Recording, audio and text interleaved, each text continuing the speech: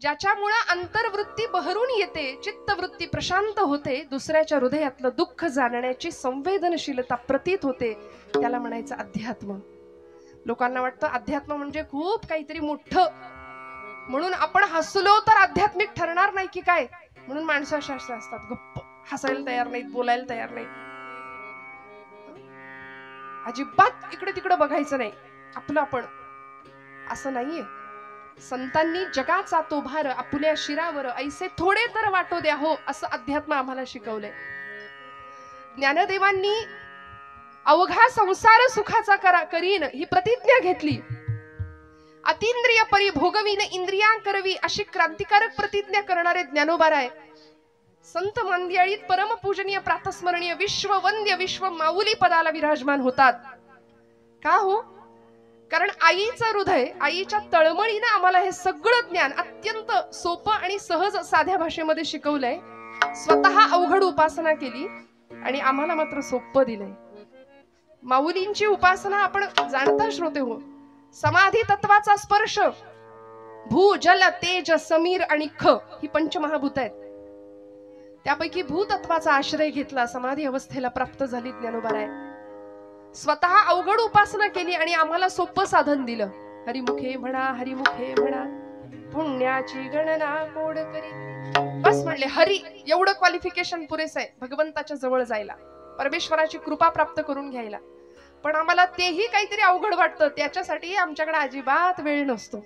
अहो, कीर्तनाला यायचं म्हटलं तरी बघू जमलं तर, मूड आला तर उठलेलं बसवत नाही, बसलेलं उठवत नाही, अशी अवस्था होते की नाही. त्यामुळे इथे जीवनाचं सर्वांगीण कल्याण अध्यात्माच्या माध्यमातून होणार आहे, ही ज्यांना खात्री आहे ती मंडळी इथे येत आहेत. आमच्या जीवनाचं सर्वतोपरी कल्याण करण्याचं हे साधन आहे आम्हाला जे संतांनी दिलंय. मी म्हटलं सगळी आमची भूक आहे ती फक्त सुखासाठी आहे, आनंदासाठी आहे. आणि हा आनंद, हे सुख चिरंतन शाश्वत कसं प्राप्त होईल, स्वतःचा शोध कसा लागेल. आज आम्हाला प्रश्न पडतो, हु आय एम, मी कोण आहे, what is the mission of my life. माझ्या जन्माला येण्याचं ध्येय काय आहे, मी का जन्माला आलोय, निमित्त कारण काय, उपादान कारण काय, कोहम कथमिदम जातम को वै करतास्य विद्यते उपादानम किमस्तिह विचार सोयमिदृशः. आचार्य म्हणाले मी कोण आहे, मी कुठून आलो, मला कुठं जायचंय, हे प्रश्न पडले पाहिजेत. वास्तविक आपल्याला पडत नाहीत. आला आला प्राणी जन्मासी आला, पंत साहित्यामध्ये वामन पंडितांचं एक सुंदर काव्य आहे. झाला झाला झाला वाढला थोर झाला, केला केला व्यापही सर्व केला, आणि गेला गेला बापुडा व्यर्थ गेला. पहिला पै गाठी मारून सगळा पैसा सेव्हिंगला गेला, काहींनी स्वीज मध्ये नेऊन ठेवला. उष्ट्या हातानं जुनी म्हण आहे, कावळा सुद्धा कधी हकलला नाही. का नाही ना, हा फक्त स्वतःच्या देहाचे चोचले, फक्त स्वतःच्या प्रपंचाचा विचार, मी माझं एवढंच. अहंता आणि ममता फार त्रासदायक असते बरं, ममता सुद्धा. म्हणजे विठाल विठाल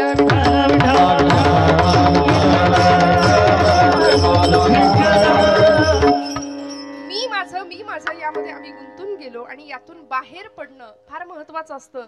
हे ज्या संतांना कळालं ते संत विश्वाचे मायबाप ठरले, कारण आम्हाला त्यांनी उत्तम दिशा दिग्दर्शन केलं. आणि खऱ्या अर्थी ज्यांच्या चरणावर जाऊन जीवनाचं सर्वतोपरी कल्याण करावं असे एकमेव जर कुणी असतील तर ते संत आहे. खरं तर हरिपाठामध्ये ज्ञानोबा म्हणतात, मागील या जन्मा मुक्त झालो तरी सुद्धा आम्ही इथे आलो. का हो? अंतःकरण तळमळलं. साध्या सोप्या शब्दामध्ये संतांना उत्तम पथप्रदर्शन करावं ही जाणीव होती. जगाच्या कल्याणा संतांच्या विभूती, देह कष्टविती परोपकारे, याकरता पुन्हा पुन्हा पुन्हा पुन्हा गर्भवास मागून घेतला आणि इथल्या जनांचा उद्धार करण्याचं एक ब्रीद हातामध्ये घेतलं होतं. पण मी म्हटलं ना की आमचा विश्वास नको तिथे जास्त आहे, आणि जिथे ठेवायला हवा तिथे आम्ही विश्वास ठेवत नाही. मी मगाशी एक दृष्टांत सांगत होते की त्या डोंबाऱ्याच्या खेळामध्ये एका खांबापासून दुसऱ्या खांबाला किंवा दोन झाडांना बांधलेली ती दोर, त्या दोरामध्ये आपण जुनी मंडळी आहात, जाणती आहात, आपण तो खेळ पाहिलाय सगळ्यांनी.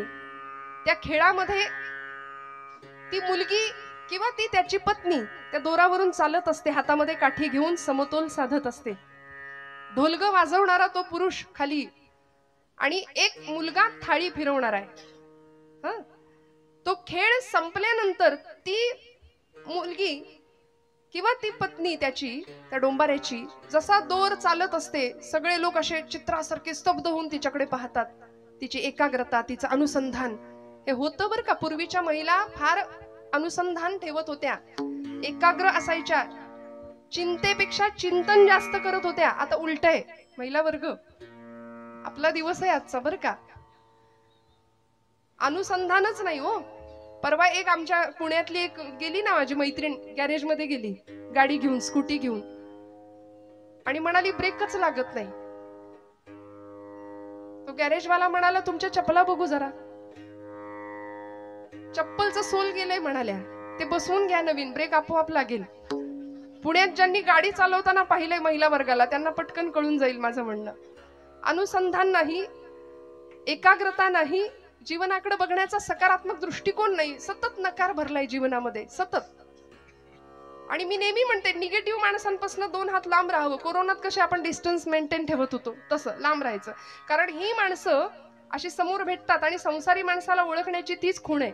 कसं ओळखायचं? 2 संसारी माणसं, तुमचं काय बाबा, बरं आहे काय, कसं काय चाललंय, बरं आहे का विचारलं की पुढचा माणूस म्हणतं काय, ढकलायचं कसं तरी रडत रडत. ही अशी नकारात्मकता इतकी जीवनात भरली आहे ना. त्यांनी कीर्तन ऐकावं, रोज रोज कीर्तन ऐकावं, कारण कीर्तन आम्हाला निर्भय बनवतं, अध्यात्म आम्हाला जगण्याची दृष्टी देऊन जातं बरं का. त्या मुलीनी चालायला सुरुवात केल्यावर सगळी मंडळी तिच्याकडे स्तब्धतेने पाहतायत, आणि जशी ती खाली उतरली तशी तिने तिच्या लेकराला सुद्धा घेतलं होतं बरं का. दोरीवरनं चालताना लेकराला घेऊन चालत होती. खाली उतरल्याबरोबर सगळी मंडळी म्हणाली अजून एकदा चाला, म्हणाले अजून एकदा चाला. ती म्हणाली मला आता भीती वाटते, म्हणाले मला जमेल का. सगळी माणसं म्हणाली हो हो ताई तुम्ही छान चालाल, आता तुमच्या बाळाला घेऊन तुम्ही दोरी चालली, आता परत एकदा चालाल का आमच्यासाठी. चालेल म्हणाले. तुमचा विश्वास आहे का माझ्यावर? हो म्हणाले विश्वास आहे. नक्की नक्की मला जमेल? हो हो आमचा पूर्ण विश्वास आहे म्हणाले. चला. बर म्हणाली ठीक आहे, तुमचा एवढा विश्वासच आहे ना, तर आता असं करूया, माझं लेकरू मी खाली ठेवते, तुमच्यापैकी कुणाचं तरी लेकरू मला द्या, त्याला घेते खांद्यावर किंवा कमरेवर आणि मग दोरी चालते म्हणाल्या. चालेल का? सगळी माग सरकली. मग मगाशी दाखवलं ते काय होतं? तो विश्वास होता का? तो विश्वास नव्हता, तो समर्पण भावाने केलेला ठेवलेला विश्वास नव्हता. म्हणून असं आहे की you believe in God but you don't trust him. तुम्ही त्याच्यावर विश्वास नाही ठेवत, तात्पुरतं असेल बाबा देव, असेल बाबा, पूर्ण समर्पण भावानी नाही. उपास करणारा माणूस सुद्धा दिवसभर संशयात असतो, काय माहिती देव आहे की नाही, केलेला उपास वाया जायचा माझा. परवा तर एक जण भेटला, ताई 108 बेलपत्र रोज शंकराला वाहतो म्हणाले, शंकर काही पावतच नाही. तुम्ही म्हणाल तर दत्ताकडे जाऊ का आता? विश्वास नाही, प्रपंचामध्ये विश्वास नाही, जीवनामध्ये विश्वास नाही. तुकोबाराय संतांवर विश्वास ठेवायला सांगतात. इथं माणसातल्या माणसावर आमचा विश्वास नाही, दगडातल्या आणि पाषाणातल्या भगवंतावर आम्ही कधी विश्वास ठेवणार? तो भगवंत दाखवून देणाऱ्या संतांवर आम्ही कधी विश्वास ठेवणार? कारण आम्ही प्रचंड, थोडा वाईट शब्द वापरते, नतद्रष्ट माणसं आहोत, की आम्ही लबाड आहोत. लबाड भक्तीच्या प्रांतामध्ये आम्ही लबाड भक्ती करतो. बरं, परमेश्वराकडे सकामतेने जातो, काही हवं असलं तरच त्याच्याकडे जातो. काय हवं होतं माझ्या नामदेव महाराजांना? आईने सांगितलं नाम्या जा पांडुरंगाला नैवेद्य अर्पण करून ये. माझ्या आवडीचा दृष्टांत आहे आणि आपल्या सगळ्यांच्या माहितीतला किस्सा आहे हा, नामदेवांच्या चरित्रातला. 5 वर्षाचं लेकरू धावत गेलो, सकाळी पहाटे उठलं होतं. दामाशेट्टीने सांगितलं होतं नाम्या उद्याचा नैवेद्य पांडुरंगाला तू द्या, मी परगावी जाऊन येतो. सकाळी उठले आणि आईच्या मागे लागले सकाळपासूनच, आई लवकर जेवायला कर, लवकर जेवण तयार कर, नैवेद्य तयार कर, मला पांडुरंगाला द्यायचंय. आई म्हणली नाम्या कारट्या देव काही उठल्या उठल्या जेवायला बसणार आहे? अरे थांब जरा, उजाड उतर दे. आणि मस्त नैवेद्याचं ताट तयार करून दिलं, केळीचं पान वरती झाकलं आणि नेलं राऊळामध्ये नामदेवांनी. दुडू दुडू दुडू धावत. 5 वर्षाचं लेकरू. आठवा काय, 5 वर्षाची आमच्या घरातली लेकरं आठवा, वरातीत मात्र नाचायला पुढे असतील. आता माझी सटकली, अजून काय काय काय काय सगळं त्यांच्या मुखात पटपट पाठ होऊन जाईल. अथर्वशीर्ष रामरक्षाऐवजी भगवद्गीतेऐवजी सगळं पाठ होईल. का हो? कारण आमचा विश्वास नाही आमच्या तत्वज्ञानावर, आमच्या संत वाङ्मयावरती, आमच्या धर्म भावनेवर. परवा अमेरिकेमध्ये टेक्सास नावाच्या शहरामध्ये, अलीकडची गोष्ट आहे बरं, 10,000 विद्यार्थ्यांनी, तिथल्या शाळेतल्या 10,000 मुलांनी एकत्र गीता पठणाचा अभ्यास केला. एकत्र गीता पठण केलं होतं. या टाळ्या तुम्ही वाजवताय अमेरिकेतल्या पोरांसाठी, या टाळ्या आपल्या पोरांसाठी वाजल्या पाहिजेत. एकत्र गीता पठण 10,000 मुलं, त्यांना म्हणता सुद्धा येत नाही, ते हरे राम हरे कृष्ण असं म्हणतात.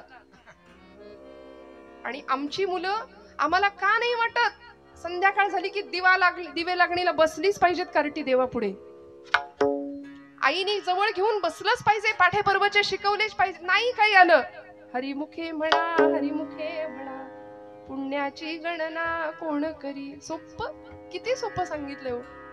मी नेहमी म्हणते, माता भगिनींनी रोज स्वयंपाक करताना हे सगळं म्हटलं पाहिजे विश्वासाने. संतांवर विश्वास असेल तर संतांनी दाखवलेल्या मार्गावर आम्ही नीतिमत्तेने आणि डोळे झाकून चालू. पण तिथेच आमचा विश्वास कमी पडतोय थोडासा. महाराज म्हणतात, माझा विश्वास त्या चरणांवरती आहे. आमचा विश्वास नाही म्हणून जेवताना आदळापट फार तर भांड्यांची होईल, पण भोजन बनवताना, भाकरी थापताना, पोळी करताना, कणिक मळताना जर आम्ही म्हणू ना, देवाची द्वारी उभा क्षण भरी, तेणे मुक्तीचारी साधी येल्या, मस्त गोळे बनवायचे, पिठात बुडवायचा, किंवा भाकरी थापताना लाटायला घ्यायची चपाती, हरिमुखे म्हणा हरिमुखे म्हणा, पुण्याची गणना टाकायची तव्यावर, असोनी संसारी जिव्हे वेगू फुगली बघा, वेदशास्त्र उभारी बाह्या सदा, ज्ञानदेव म्हणे व्यासाची खुणा. असं करता करता हरिपाठाच्या संस्कारातनं तयार झालेली पोळी जर आमच्या लेकरांनी खाल्ली तर का नाही घराघरात ज्ञानोबांचा संस्कार निर्माण होणार? मला सांगा तुम्ही. 5 वर्षाच्या नामदेवानी गुणाई मातेला सांगावं, आई दे ग ताट. धावत गेले दुडू दुडू दुडू आणि पांडुरंगासमोर उभे राहिले, राऊळामध्ये आले, मंडल केलं, ताट ठेवलं, पाणी फिरवलं आणि म्हणले करा सुरुवात. एवढे आर्जवानं देव जेवणार आहे का हो? आमच्याकडून जेवलाय कधी? इथे पाठवू देत. देव जेवलाय का आपल्याकडून कधी? बर, देव जेवताना कधी आपल्या डोळ्यात पाणी येतं का? बोला, खरं सांगा महिला वर्ग. आपलं लेकरू जर जेवलं नाही एखाद दिवशी तर मात्र दिवसभर बाई गो काय खाल्लंच नाही लेकरांनी, काय खाल्लंच नाही आज. प्रपंचासाठी आम्ही रडू, देवासाठी आम्ही नाही रडणार. नामदेव महाराज रडले देव जेवत नव्हता म्हणून. देवा करा सुरुवात, कितीतरी वाट बघितली. देवा जेव रे बाबा जेव. अरे आज मी आलोय, रोज माझे बाबा येतात म्हणून काही चवण्या ढवण्या लावलेस की काय? म्हणलं जेव बाबा, बऱ्या बोलानी जेव. तरी जेव, देव जेवे ना एक क्षणाला. आता जर जेवला नाहीस ना, चुलीतलं लाकूड आणीन म्हणला. आणि आई आपल्याला घरी जे करते ना ते सगळं तिथं चाललं होतं. जळक्या लाकडानं मारीन म्हणाले तुला. तरीही देव हाले ना, बोले ना, जेवे ना. आणि एका क्षणाला नामदेव महाराज सांगतात, पांडुरंगा बाबा येतील, मला विचारतील ना, आम्ही देव जेवला नाही करे. मग त्यांच्या हातून मार खाण्यापेक्षा तुझ्या इथं पायरीवर डोकं आपटून जीव देतो म्हणाले. आणि म्हणून धावले नामदेव महाराज. पायरीवर डोकं आपटणार, थाडकन डोक्याला लागलं नाही. गाभाऱ्यातनं आवाज आला, डोक्याखाली मौसर हात लागावा की काय. आणि गाभाऱ्यातनं आवाज यावा, नामया नाम्या. अरे दगडाचा देव कधी जेवतो का रे? नामदेव महाराज म्हणले, पांडुरंगा दगडाचा देव कधी बोलतो का रे? बोललास? चाटून पुसून स्वच्छ करायला लावलं भगवंताला. सगळं ताट स्वच्छ केलं भगवंतांनी. आणि मग रिकामं ताट घेऊन नामदेव महाराज घरी येतात. तेव्हा गुणाई माता म्हणते, कार्ट्या एवढा धीर धरवलं नाही तुला? सगळं संपवलं ना राऊळात? नाही ग आई, ज्याच्यासाठी होतं त्यानं संपवलंय. नाम्या खरं सांग, कोणी संपवलं? आई कोणी बघितलं? खोटं बोलू नको नाम्या. खोटं कधीपासून बोलायला लागला? आई अगं खोटं कसं बोलायचं हेच माहिती नाही म्हणाल. आताच्या पोरांना नाही सांगावं लागत. खोटं कसं बोलायचं हेच माहिती नाही. आई अगं या डोळ्यांनी पाहिलंय, या डोळ्यांनी मी ग पाहिला, देव जेवला ग देव जेवला, देव जेवला ग देव जेवला, देव जेवला ग देव जेवला. आई देव जेवला ग. का हो? हा भक्तीतला अधिकार आणि अलौकिक अशी सिद्धी वयाच्या 5व्या वर्षी प्राप्त व्हावी. आणि मग मात्र पांडुरंगाने असीम कृपा करावी. विठुरायाचे प्रेम भंडारी झालेले नामदेव महाराज इतक्या प्रेमाने भगवंताला आळवायचे, इतका अधिकार होता. म्हणून अशा संतांच्या चरणावरती आम्हाला विश्वास ठेवता आला पाहिजे. इथे आम्ही बुद्धीचे फाटे फोडायचे नाहीत. तुकोबरायांचं वैकुंठ गमन सुद्धा लोकांनी चर्चेत आणलं. ज्ञानोबा एक होते की चार होते हे सुद्धा लोकांनी याच्यावर सुद्धा चर्चा केली. याहून पुढे गोपाल कृष्णांच्या बाबतीत सुद्धा म्हणाले, कृष्ण म्हणाले एवढ्या वर्षाचं आयुष्य भगवंतांचं कसं असेल. वसुदेव सुतं देवम हा एक कृष्ण असला पाहिजे. कंस चाणूर मर्दनम हा एक म्हणाले भगवान गोपाल कृष्ण. दुसराच देवकी परमानंदम आणि मग कृष्णम वंदे जगद्गुरुम. तिकडं अर्जुनाला गीता सांगणारा कुरुक्षेत्रावर तो चौथाच. नको तिथे आम्ही बुद्धी फार मध्ये मध्ये आणतो, संशय व्यक्त करतो, विश्वास कमी पडतो. मला सांगा, महिला वर्ग आपण सगळे एसटीत बसताना प्रवास करताना इकडे एसटीने प्रवास करतो ना आपण सगळे, हो म्हणा, जागे आहेत ना सगळे आपण. विठ्ठल विठ्ठल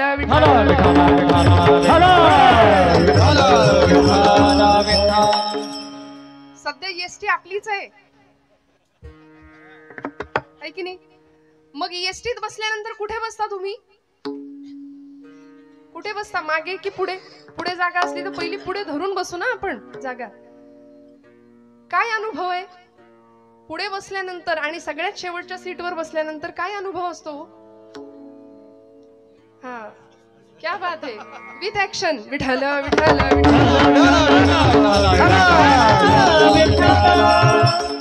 हे सगळं पाहिजे श्रोत्यांना. खरं सांगू का, 7 ते 9 म्हणजे 7 ते 9 किंवा 7 ते 10 ही वेळ आमची झी मराठीची आहे की नाही महिला वर्ग? पटलं तर काय ते बघा, आई कुठे काय करते, प्रेमाची गोष्ट, या सगळं आम्ही त्याग करून आम्ही इथे बसतोय. मग बॅकग्राऊंड हे ते सगळं कीर्तनात रंग असला पाहिजे.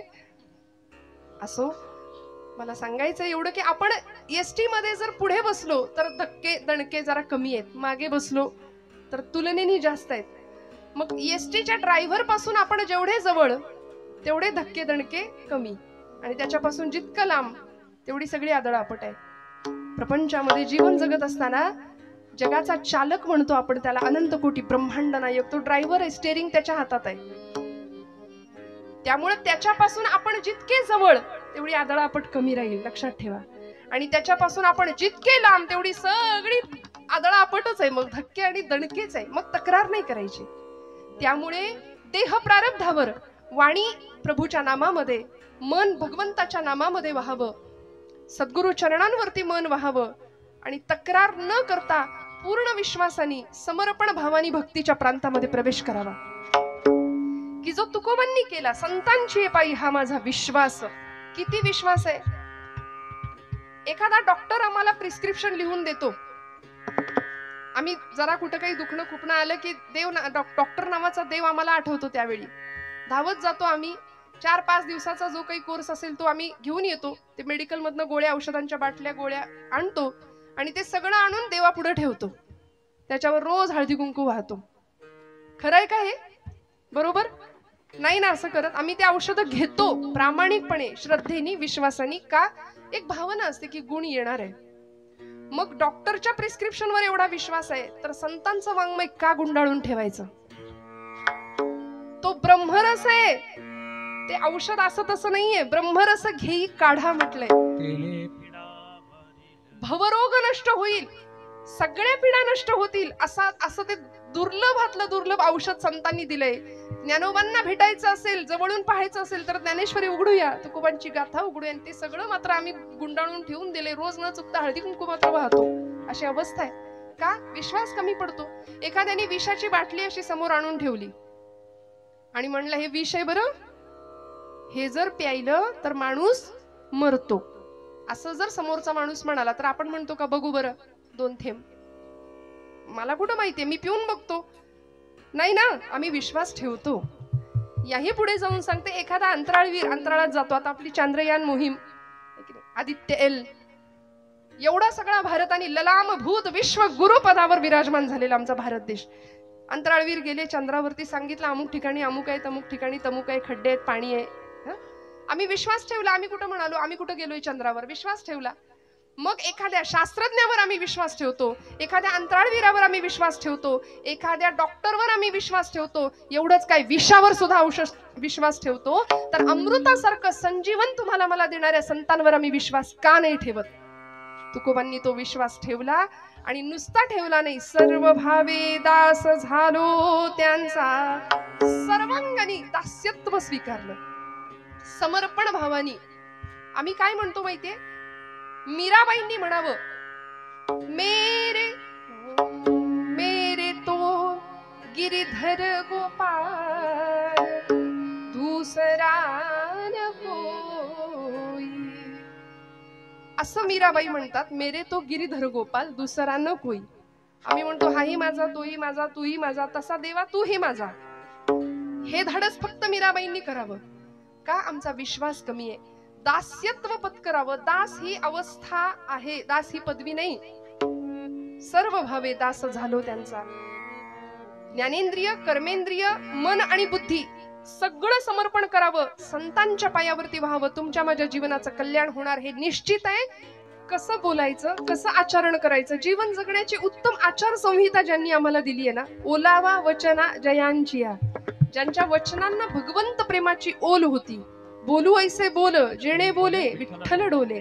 माझ्या बोलण्याने समोरच्याच्या हृदयातला विठ्ठल परमात्मा डोलला पाहिजे, असं आमचं बोलणं असलं पाहिजे. आणि हे संतांनी तुम्हाला मला शिकवलंय. सर्वतोपरी हित करण्याचं सामर्थ्य ज्यांच्यामध्ये असे संत, तेची माझे हित. चकार वापरला, जो चकार निश्चय दर्शवतो भाषेतला, त्यामुळे ते नाही, तेची माझे हित करीती सकळ. त्यांच्याशिवाय दुसरं कुणीच माझं कल्याण करू शकत नाही. आणि खरं सांगू, तुमचं माझं कल्याण व्हावं असं या जगामध्ये जर कुणाला वाटत असेल तर ते आपले माता पिता आणि संत. या व्यतिरिक्त तुमचं माझं पूर्ण कल्याण व्हावं असं नाही कुणाला वाटत. त्यामुळे तुमच्या माझ्या कल्याणाची भूमिका घेऊन इथं अवतरित झालेले संत, तेची माझे हित करीती सकळ जेणे हा गोपाळ कृपा करी. बरं, माझ्या जीवनाचं कल्याण होणारे त्यांच्या पायाशी गेल्यानंतर हे ठाऊक होतं हिंदवी स्वराज्य संस्थापक छत्रपती शिवप्रभूंना. म्हणून तर पुण्यामध्ये उपाशी विठोबाला किंवा निवडुंग्या विठोबा मंदिरामध्ये जर तुकोबारायांचं कीर्तन रंगलं असेल तर छत्रपती शिवप्रभू आवर्जून कीर्तनामध्ये येऊन उपस्थित राहायचे. पूर्ण समर्पण भाव होता. आता इथे सुद्धा लोकांनी आपली बुद्धी फार समोर आणली आणि त्याच्यामध्ये संवादापेक्षा वादच घातला की छत्रपतींचे गुरु नेमके कोण, समर्थ की तुकाराम महाराज. खरं तर हे दोनही समकालीन संत आहेत. दोघांनीही आपापला मोठेपणा मान्य केला होता एकमेकांचा. इथे आम्हाला संवादापेक्षा वादात रस आहे. मला असं वाटतं वाद घालणाऱ्यांना घालत बसू द्या, आपण त्यातला संदेश घेऊया, अर्क घेऊया, जीवनाचं मर्म शिकूया. छत्रपती शिवप्रभूंनी तुकोबारायांचा आदेश घेतला, तुकोबारायांचं मार्गदर्शन घेतलं. भक्ती आणि शक्तीचा संगम जीवनामध्ये व्हावा. समर्थ रामदास स्वामींचंही शिष्यत्व पत्करलं. आणि ज्यावेळी अफजल खान नावाचा क्रूर कर्मा पठाण येत होता इकडे स्वराज्याच्या दिशेने चालत, त्यावेळी राजांनी तुकोबांना विचारावं, महाराज काय करू? महाराज म्हणतात, शिवबा विंचू देव्हाऱ्याशी आला, देवपूजा नावडे त्याला, तेथे पैजाराचे काम अधमाशी तो अधम. विंचू जर देवपिंडीवर बसलाय आणि आपण पूजेला गेलो तर आपण म्हणू का, विंचू स्वामी तुम्ही शंकरापेक्षा मोठे आहात, तुम्हाला सुद्धा अभिषेक नाही ना? तेथे पैजाराचे काम अधमाशी तो अधम. समर्थ रामदास स्वामी छत्रपतींना सांगायचे, शिवबा उद्धटासी उद्धट, खटनटासी खटनट. आज आम्हाला हे शिकण्याची गरज आहे हो. कुणीही येऊन कधीही येऊन आमच्या धर्मावर वल्गना करतं, नको नको त्या गोष्टी बोलून जातं. काल दत्त जयंती झाली, परवा कॉलेजच्या एका मुलाने मला प्रश्न विचारला, ताई बायोलॉजिकली हे शक्य नाही म्हणले, 3 शिरे 6 हात, काही काय सांगता? शरीरशास्त्राच्या दृष्टीने 3 मुख असलेला असं कुठे असतं का म्हणाले, काही सांगता? मग तिथे आम्हाला त्यांच्या प्रश्नाला उत्तर देता आली पाहिजे तो, की नाथांनी सांगितलंय त्रिगुणात्मक त्रयमूर्ती दत्त हा जाणा. पहा म्हटलेत का? पाहायला गेला तर कदाचित दिसणार नाही, पण जाणा हा शब्द नाथ माऊली त्याकरताच वापरतात की तो आम्हाला जाणून घ्यायचंय. त्रिगुणांचं प्रतीक असलेला सत्वरजतम अशी ती देवता आहे दत्त प्रभू. मग संत नाथ बाबा आम्हाला त्यांच्याकडे अशी आळवणी करायला सांगतात, किती प्रेमाने जाऊया. आमचं हित जर आम्हाला कळत असेल ना तर दत्तप्रभूंच्या चरणावर शरणागती पत्करावी. कारण त्यांच्या त्या संप्रदायामध्ये सुद्धा आपल्या सगळ्यांना माहिती आहे दत्तप्रभूंचं अधिष्ठान समोर आहे. म्हणून मुद्दाम सांगते, आपण बऱ्याचदा असं म्हणतो, स्वामी म्हणतात भिवू नको, मी तुझ्या पाठीशी.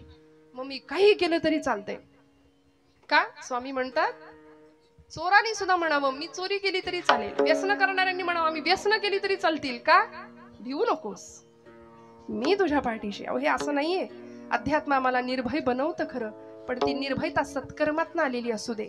उपासनेला दृढ चालवावे, भूदेव संतासी सदा लवावे, सत्कर्म योगे वय घालवावे म्हटलंय. असं सत्कर्म व्हावं की शरणागत भावानी, सर्व समर्पण भावानी दास्यत्व तिथे न्यावं. म्हणून त्यांच्या अवतारांमध्ये सुद्धा श्रीपाद श्री वल्लभ स्वामी गाणगापूर, नृसिंह सरस्वती लाडाचं कारंज, कर्दळी वनात जे प्रकट झाले असे स्वामी समर्थ, आणि अलीकडच्या काळापर्यंत अगदी वासुदेवानंद सरस्वती, टेंबे स्वामी महाराज, दत्तावतारी, हे सगळे सत्पुरुष आहेत. या सगळ्यांनी संतांच्या पायावर विश्वास ठेवला ना की हिताची संकल्पना आमची क्लिअर होऊन जाते. नक्की कशात हित आहे?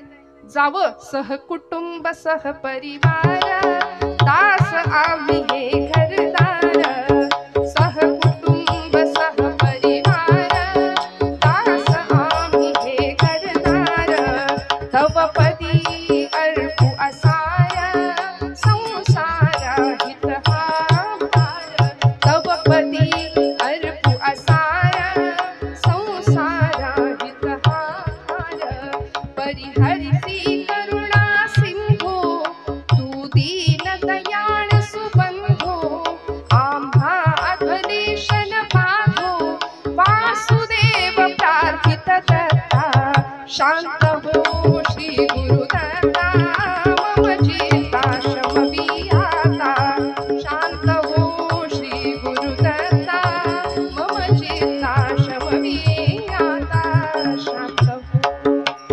काय करुणा त्रिपदी भागावी. इतक्या करुणेने जर भगवंताच्या जवळ आम्ही गेलो ना, संत आम्हाला ही करुणा देतात जीवनाकडे बघण्याची, भगवंताकडे आर्ततेने कशी प्रार्थना करायची ते शिकवतात. सध्या अहिताच्या मागे आम्ही लागलोय बरं. मुळात संभ्रमात आहोत, गोंधळलेल्या स्थितीत आहोत की आमचं हित कशात आहे नेमकं तेच कळेना. संतांची पायी हा माझा विश्वास, सर्व भावे दास झालो त्यांचा, तेची माझे हित करीती सकळ जेणे हा गोपाळ कृपा करी, भागली या मज वाहतील कडिये, त्यांची येली जोडे सर्व सुख, तेची माझे हित करीती सकळ जेणे हा गोपाळ कृपा करी. संत वाङ्मयानी, आमच्या वारकरी संत परंपरेनी संतांना आईचं स्थान दिलं, किंबहुना आईचं महत्व वाढावं तर तिथे संतांची उपमा दिली. त्यामुळे आई जसं लेकराला दूध भाताचा घास भरवते, अगदी मुखापर्यंत आणते. समर्थ संप्रदायामध्ये समर्थांचे शिष्य होते उद्धव स्वामी. ते म्हणायचे अपत्यापरी पाजवी प्रेम ग्रासा. एखादी आई लेकराला दूध भाताचा घास भरवते ना, तसं इतक्या प्रेमाने. आणि किती सोपं. येथ मनाचा मारू न करिता, इंद्रिया दुःख न देता, येथे मोक्ष असे आयता, श्रवणाची. कुठेही जंगलात जायची गरज नाही, कुठे तपश्चर्या करायची गरज नाही, पण ठाईच वैसोनी कराय चित्त आवडे अनंत आळवाव. इतकं सोपं, किती सोपं करून सांगावं. अगदी मुखाशी आणून भरवला ना घास, तरी सुद्धा जर आम्ही हे ऐकायला तयार नाही तर आमच्यासारखे मग करंटे आम्ही ठरू. संतांनी सोपं तत्वज्ञान दिलं. आज इथे जन्माला येणाऱ्या प्रत्येक लेकराच्या रक्तामध्ये जर आम्ही चेक केलं ना तर WBC, RBC, white blood cells, red blood cells आपण म्हणतो, पांढऱ्या पेशी, लाल पेशी, तसं मला असं वाटतं ब्लड बँकेमध्ये कधीतरी एखाद्या भक्ताचं रक्त चेक करावं, सांगावं तुमच्या रक्तात काय आहे. इथल्या जन्माला येणाऱ्या प्रत्येकाच्या रक्तामध्ये ज्ञानोबा आहेत, तुकोबा आहेत, छत्रपती शिवाजी आहेत, छत्रपती संभाजी आहेत. असलेच पाहिजेत, असलेच पाहिजेत. कारण ज्ञानमूर्ती ज्ञानदेव, भक्तिमूर्ती तुकोबाराय, शांतीमूर्ती एकनाथ महाराज, शांती आमचे शक्तिमूर्ती समर्थ रामदास स्वामी, वारकरी संप्रदायात निळोबारायांचं स्थान मोठं आहे. पंच प्राण आहेत हे.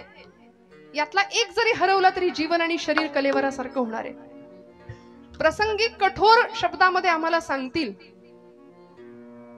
तुकोबारायांनी सुद्धा गाथेमध्ये बऱ्याचदा कठोर शब्द वापरलेत की नाही. माऊलींना आम्ही आई म्हणतो, आईचा दर्जा संतांना आम्ही दिला. आई काय करते हो? भागली या मज वाहतील कडी आहे का तुकोबराय म्हणतात. रस्त्याने आई जर निघाली असली, बाळा मी जाऊन येते हा पटकन, ते पोरग मागे लागतं, आई मी येणार तुझ्या बरोबर, आई मला घे, आई मला घे. आई म्हणते चालशील तर नेते, उचलून घेणार नाही. ते म्हणत हो हो चालेल चालेल. थोडस अंतर चालून गेले, आई उचलून. आणि मग तिच्या कपाळाला सगळ्या आठ्या, ये मेल्या कार्ट्या बस, कार्ट्या मर एकदाशी. आई म्हणते की नाही, उन्हात काय मरतोस, घरात येऊन मर. तिला खरं खरं मर म्हणायचं नसतं, ये मेल्या कार्ट्या बस एकदाशी. आम्ही जर जीवन प्रपंचामध्ये, या सगळ्या जीवन प्रवासामध्ये थकलो, भागलो, आधुनिक सुखाच्या साधनांनी वखवख वाढवली, पण आनंद नाही खरा, सगळं दुःख आहे आजूबाजूला. मग या दुःखातून बाहेर पडण्याचा मार्ग संत देणार आहेत. ते सगळं भागले पण दूर करणार आहेत. भागली आमज वाहतील कडिये, त्यांची यांनी जोडे सर्व सुख. सगळ्या सुखाचं स्थान कुठे आहे तर संतांच्या चरणाजवळ आहे. संतांनी आम्हाला सांगितलंय, ज्या चोखोबांना पायरीवर बसतात म्हणून विटाळ होतो म्हणून सनातनी लोकांनी हकलून द्यावं, पण ते चोखोबा पुन्हा पुन्हा पुन्हा पुन्हा पांडुरंगाकडे यायला का धजावत होते हो? कारण त्यांना माहिती होतं, सुखाचे जे सुख चंद्रभागे तटी, पुंडलिका पाठी उभे ठाके, उभे ठाके, उभे ठाके.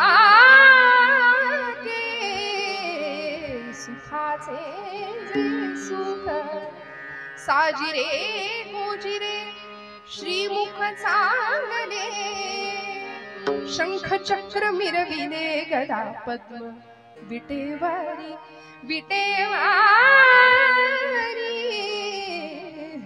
सुखाचे जे सुख सांगितलं.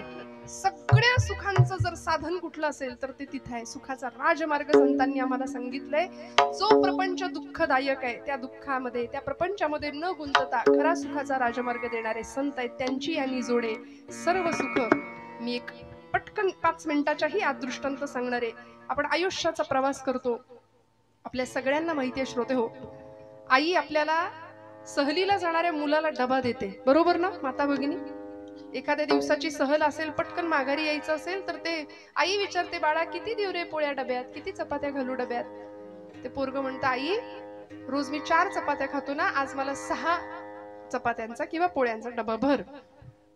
पण आई तुमच्यासारखी होती, आईने 20 पोळ्यांचा डबा भरला. ते कार्ट म्हणलं, आमच्या आईला अक्कलच नाही, मला ट्रेकिंग करायचे, गड चढायचे, एका दिवसात माघारी यायचे, आणि हे ओझं कुठं सांभाळू, ही शिदोरी. आई म्हटली, ही शिदोरी आहे बाबा, नाही म्हणू नकोस, जप, शेवटपर्यंत कामी येईल. झाली सहल सुरू झाली. काही अंतर चालून गेल्यावर एका टप्प्यावरती एका झाडाच्या छान सावलीमध्ये शिक्षकांनी मुलांना थांबवलं. बसा म्हणाले, करा सुरुवात जेवायला, उघडा आपापले डबे, शिदोऱ्या उघडा. आणि या पठ्ठ्यानी एका दणक्यात, पहिल्याच दणक्यात 8-6 पोळ्या हाणल्या. मग तो म्हणाला, माझी आई किती ग्रेट आहे. आधी म्हणाला होता, आमच्या आईला अक्कल नाही, एवढं ओझं दिलंय. आई म्हणाली, शेवटपर्यंत सांभाळ, वाट, लोकांना देण्यामधला आनंद घे. असं आहे ना, म्हणून तर आपल्याकडे काल्याचं कीर्तन करतात, मी नाही तू खा. जिथं तुला नाही मलाच मिळू दे, ही ओरबडण्याची वृत्ती आहे ना, तिथं जगातले सगळे राक्षस एकत्र येतात. आणि जिथं मला नाही तुला मिळू दे, तू खा, ही संस्कृती असते. तिथे परब्रह्म जेवतं बरं का, तिथं परब्रह्म येतं. त्यामुळे हा प्रवास त्याचा सुरू झाला आणि शेवटपर्यंत ती शिदोरी जशी त्याला कामी आली ना, तसं 5व्या वर्षी संत म्हणतात, घे हरिपाठ हातात. थोडासा मोठा झाला, कर गाथेला स्पर्श. म्हातारपणी वाचण्याचे हे ग्रंथ नव्हे, टाइम मॅनेजमेंट, लाईफ मॅनेजमेंट, हे सगळं शिकवणारे हे सगळे ग्रंथ आहेत आमचे. त्यामुळे विश्वासाने एक पंथ, एक ग्रंथ, एक मंत्र, एक संत आणि एक तीर्थ. विठ्ठल विठ्ठल विठ्ठल.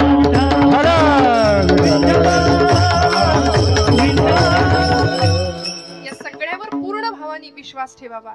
आणि मग मात्र आमचा प्रवास सुरू झाल्यानंतर काही अंतर पुढे चालून जातो, वयाच्या 20-40च्या टप्प्यामध्ये येतो, तेव्हा माऊली म्हणतात, घ्या ज्ञानेश्वरीला हात, भगवद्गीता घ्या, नाथांचं भागवत घ्या, दासबोध घ्या, एकनाथी भागवत घ्या, सगळे ग्रंथ आमच्यासाठी आहेत. आणि असं करता करता ही शिदोरी तुमच्या माझ्याकडे साठणार आहे बघा. आणि मग त्या मुलाला सहलीत जशी शेवटच्या टप्प्यापर्यंत ती चपाती किंवा तो डबा कामी आला ना, ती शिदोरी, तसं संत वाङ्मयाची, संत उपदेशाची ही शिदोरी तुम्हाला मला आयुष्याच्या शेवटच्या श्वासापर्यंत कामी येणार आहे. थोडस वाईट बोलते, खूप लक्ष देऊ नका, अजिबात वाईट वाटून घेऊ नका. वयाच्या 60-70 नंतर आलेलं नाकारलेपण, जगाने दिलेलं नाकारलेपण जेव्हा वाट्याला येतं ना, तेव्हा ही शिदोरी कामी येईल. आणि तिचा नियंता पांडुरंग आपण म्हणतो ना, देहांती तुला कोण सोडू पाहतो, शेवटी तोच आहे देव सोयरा, देव सोयरा, देव सोयरा दिनांचा. त्यामुळे शेवटपर्यंत आपलाच मुलगा आपल्याला म्हणतो, आता तुम्ही नसलात आणि असलात आम्हाला काही फरक पडत नाही, सातबाऱ्याच्या उतारावर आमचं नाव पाहिजे आता. आमच्याच लोकांनी दिलेलं नाकारले पण आमच्या वाट्याला येतं ना, तेव्हा सगळ्यात महत्वाची संतांची ही शिदोरी तुमच्या माझ्या कामी येणार आहे. तुकोबराय म्हणतात, संतांचे माझ्यावर एवढे उपकार आहेत, काय द्यावे त्यासी भावे उतराई ठेवीत हा पायी जीव थोडा. त्यांचं उच्चिष्ट सुद्धा मी सेवन करायला तयार आहे आणि जे बोललो ते खरं करून दाखव. श्रोते हो, संतांचं उच्चिष्ट सेवन करावं, संतांनी जे सांगितलंय त्यानुसार आचरण करावं. मनामध्ये कुठल्याही प्रकारची शंका किंतु परंतु न आणता पूर्णपणे संतांच्या ग्रंथांवर विश्वास ठेवावा. आणि एवढं सगळं जमल्यानंतर ही जीवन नौका उत्तम रीतीने पार व्हायला काही कमतरता भासणार नाही. ECG वरची रेष सुद्धा सरळ कधीच नसते, ती जेव्हा सरळ होते तेव्हा जीवन संपतं. त्यामुळे संघर्ष हे जीवनाचं दुसरं नाव आहे. तडजोडी या आयुष्यामध्ये कराव्याच लागतात. पण हे करत असताना श्रोते हो, संतांच्या म्हणण्यानुसार जर आम्ही आचरण केलं ना, 2 गोष्टी कायम लक्षात ठेवूया. मी हात जोडून आपल्याला सांगते, माझ्यावर विश्वास ठेवा. अंतःकरणाची शुद्धता आणि आपली नीतिमत्ता जर शुद्ध असेल, अंतःकरण शुद्ध असेल, नीतिमत्ता साफ असेल, तर माझ्यावर विश्वास ठेवा, परमेश्वर काटा सुद्धा न टोचू देण्याची जबाबदारी घेतो. कारण योगक्षेमं वहाम्यहम हे त्याचं ब्रीद आहे. ते LIC वाल्यांनी जरी घेतलं असलं तरी ते त्याचं ब्रीद आहे. पहिल्यांदा 9व्या अध्यायात त्यांनी सांगितलंय की मी सगळ्यांचा सांभाळ करतो, मागे पुढे राहे उभा सांभाळीता आली आघात निवाराया. एवढं जर विश्वासाने सांगितलंय, संत ओरडून आम्हाला सगळं आयुष्य खर्च करून पुन्हा पुन्हा तेच तेच सांगतायत, तर मनामध्ये शंका न आणता विश्वासाने समर्पण भावाने भक्ती करूया. बोलत असताना काही वेडवाकडं गेलं असेल तर मोठ्या अंतःकरणाने क्षमा करा. आपण सगळे माझ्यापेक्षा सर्व परीने मोठे आहात. एकदा या माझ्या मायबाप श्रोतृवृंदांसाठी टाळ्या वाजवा आपण.